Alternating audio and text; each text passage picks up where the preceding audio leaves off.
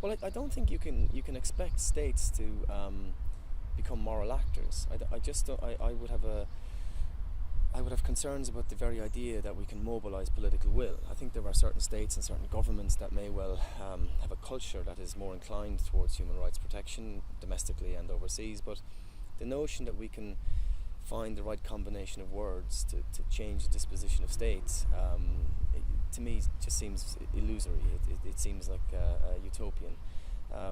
What is required, I think, is to think seriously about the basic principles underlying law. Why is it that we obey the law? What is it about the normative domestic state that enables us to walk around without fear of being attacked, or if we are attacked, somebody will come to our aid?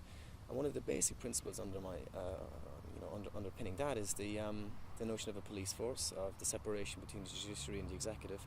And these basic principles of domestic law need to be considered when thinking seriously about human rights violations.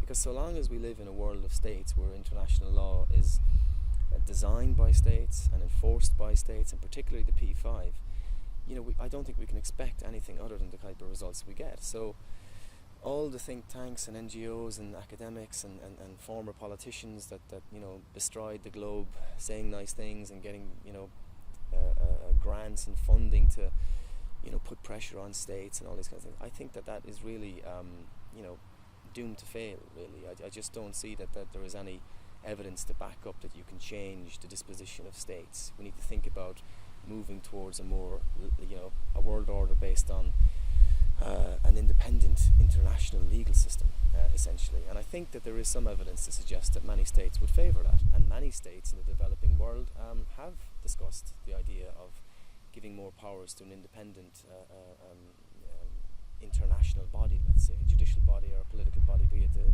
UN Secretariat or some form of international judicial body. And they're the types of things that I think people concerned about humanitarian intervention and protecting human rights should be looking into, rather than crafting new ways to come up with moral arguments in favour of intervention.